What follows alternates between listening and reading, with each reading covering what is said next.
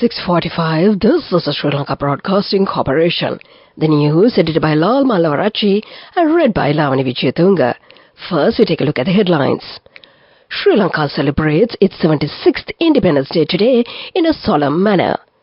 President Ranil Wickremesinghe and Prime Minister Dinesh Gunawardena will preside over the celebrations at the Golface Green under the theme Hadamu Aluthratak. Over 700 prisoners will be released today. Special traffic and security program will be implemented in the city of Colombo. Sri Lanka and Thailand to boost defense and security cooperations to curb transnational crimes. Second phase of the third school term for the year 2023 will begin tomorrow.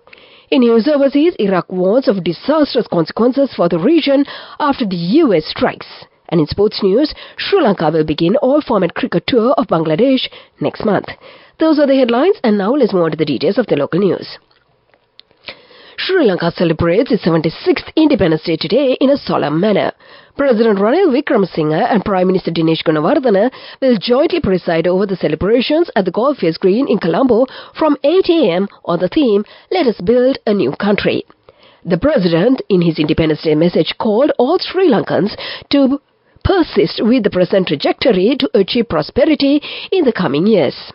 He said that Sri Lanka has effectively navigated through the challenges to establish economic stability. Upon the advent of the 76th Independence Day, we have effectively navigated through these challenges, steering the economy towards stability despite numerous impediments and challenges. Throughout this journey, challenges will gradually dissipate, life's burdens will lighten, and the economy will fortify, and Mother Sri Lanka will undergo a renaissance. The President invites all Sri Lankans at home and abroad to contribute their utmost energy to the noble mission of rebuilding the nation. Prime Minister Dinesh Gunawardena says this Independence Day will be marked as a new turning point in the economy in anticipation of the overcoming the challenges and building a prosperous country. From the national liberation struggles of 1818 and 1848 and the revolutionary struggles spearheaded by religious and national leaders who gained independence in the year 1948. The Premier calls all the people to remember them with pride at this moment.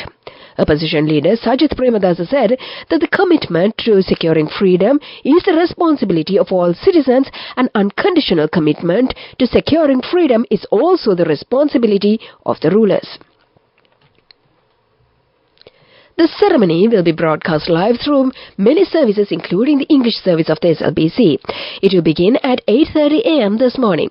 Buddhist religious ceremony relevant to the national ceremony will be held at the Kollapitiya Polwata Dhammakirtiya Ramaya. The Hindu religious rites will be held at the Vajrapillayar Kovil in Colombo 4. The Catholic service will be conducted at the All Saints Church in Colombo, and several religious ceremonies will be held today in many places. Over 700 inmates detained at prisons across the island will be released today in view of the Independence Day, the Prisons Department said. Accordingly, a total of 754 prisoners, including 25 female inmates, are slated to receive a special presidential pardon. The Commissioner General of Excise has ordered the closure of all liquor shops in the island today. Police media spokesman Nihal Thalduo says that a special traffic and security program will be implemented in line with the Independence Day celebrations today.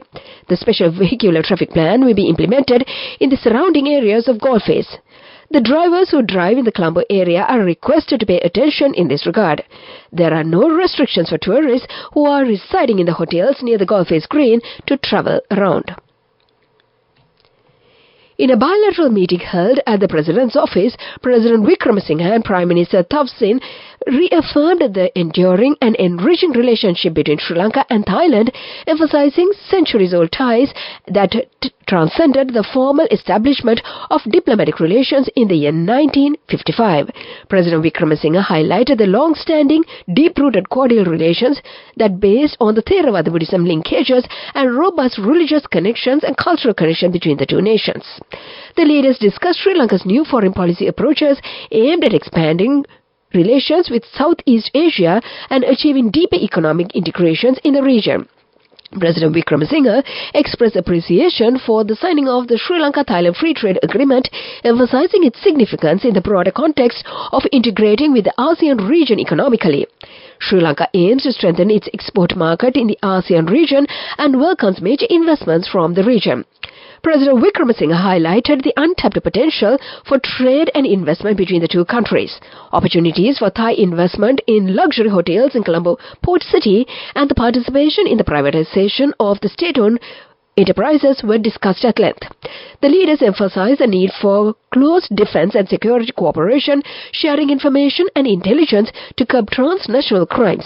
President Wickremesinghe also proposed a memorandum of understanding on defense cooperation. This is the news from the Sri Lanka Broadcasting Corporation. And the main news story is brought to you by Sinhala Mahatma. The main news story for this morning: the U.S. has launched strikes on 85 targets in Syria and Iraq in response to last Sunday's drone attack on U.S. military base. The White House has blamed it on the Iran-backed militia umbrella group for the attack that killed 3 U.S. soldiers. Iraq says that the U.S. retaliatory strikes will bring disastrous consequences for the region and that civilians were among 16 people who were killed. The U.S. says that its strikes targeted Iran-backed militia groups. And that was the main news story.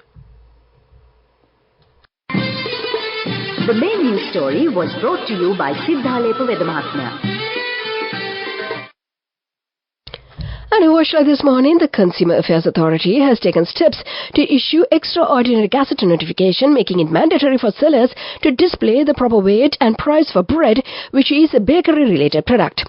According to the gazette, it has been made mandatory for those engaged in the preparation, packing, storage and wholesale, as well as retailing bread to ensure that the weight of the bread is displayed for sale contains a specific weight and clearly displays the weight of the bread displayed for sale.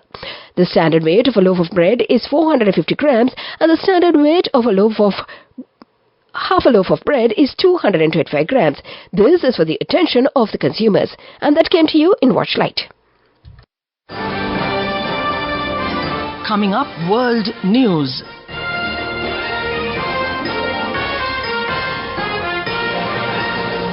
Headlines of the world news: Iraq warns of disastrous consequences in the region after the U.S. strikes. Michelle O'Neill makes history as Northern Ireland's first minister. Antarctica mysteries to be mapped by robot plane. Those are the headlines, and now let's move on to the details of the world news. The Northern Ireland Assembly, in a Stormont meeting following a 2-year hiatus, has been collapsed after power sharing. Michelle O'Neill, Sinn Féin's deputy leader, makes history as the first nationalist to hold the role of the First Minister at the Assembly. The party nominated the First Minister because it won most of the seats in the Assembly election in May 2022. The DUP, the largest unionist party, nominated Emma Little as the Deputy First Minister. A team of scientists and engineers have landed in Antarctica to test a drone that will help experts forecast the impacts of climate change. The autonomous plane will map the areas in the continent that have been out of bounds for researchers. It has been put to test in extreme weather around the world's highest peaks. The first experiment will survey the mountains under the ice sheet to predict how quickly the ice could melt and feed into global sea level rise. And that was the world news. And now let's move on to the development news. A survey conducted by the Morato University has revealed that to alleviate traffic congestion in Kandy, a strategic solution would involve the construction of a new bus terminal. The proposed terminal would consolidate the starting points of various bus journeys originating from the places like Goodshed, Bogambara, Clock Tower and the public market. The recommendations emphasized the importance of designing the terminal as a multimodal transport hub to align with the modern transportation standards. That was the development news. Sports news follows. Moving on with sports news. And in sports news, Sri Lanka will begin their all-format tour of Bangladesh next month, where 3 T20Is before the team squares off the ODI and Test series. The 3 T20Is will provide valuable preparation for both teams as they gear up for the T20 World Cup later this year in the West Indies and the United States. After the 3 T20Is in Sylhet, the teams will travel to Chattogram for the 3-match ODI series on the 13th, 15th and 18th of March.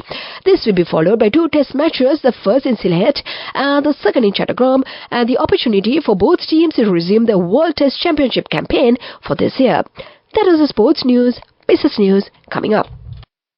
Go ekak tiyana youth eකට life එකේ change එකට නියමෙට set වෙන්න ඇස් වහගෙන දැකපු ගීත හැබැයි කරන්න youth එකට නියමෙට set වෙන friendship එක මෙන්න. The all-new NSB Ithru account, NSB IM, a plan for your dream. Business News, sponsored by National Savings Bank, the safest place for your money. Ceylon Bank has introduced a solution for the pressing need for sustainable and cost-effective energy solutions. Ceylon Bank's solar loan facility will help the customers achieve financial independence and make sustainable choices for their energy needs. The solar loan facility is designed with the rising of the electricity cost in mind. That was the business news. Economic news follows. Business News, sponsored by National Savings Bank, the safest place for your money. Go ekak tiyana youth එකට life එකේ change එකට නියමෙට set වෙන්න ඇස් වහගෙන දැකපු ගීත හැබැයි කරන්න youth එකට නියමෙට set වෙන friendship එක මෙන්න. The all-new NSB Ithru account, NSB IM, a plan for your dream. And in economic news, a special program will be implemented to develop the agricultural sector in the country during the next 4 years. The program will be initiated by the Ministry of Agriculture. 3.8 billion rupees has been allocated under the aid from the World Bank. 1.5 billion rupees will be spent for the development of the livestock sector. That was economic news and the weather report to conclude. Weather report. And finally, the weather report: showers will occur at times in the eastern and Nuwa provinces and in the Polonnaruwa and Mathale districts. Several spells of showers may occur in the Anuradhapura and Hambantota districts. Showers or thunder showers will occur at several places in the western, Sabaragamuwa and north central provinces and in the Kandy, Nuwara Eliya, Galle and Mathare districts after 2 p.m. Misty conditions can be expected at some places in the central and Sabaragamuwa provinces and in the Galle and Mathare districts during the morning hours.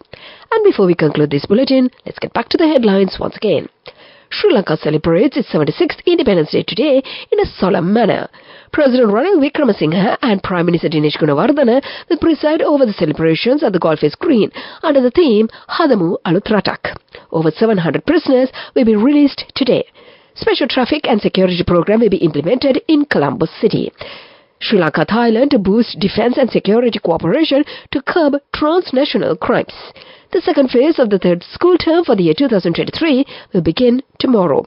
In news overseas, Iraq warns of disastrous consequences for the region after the US strikes.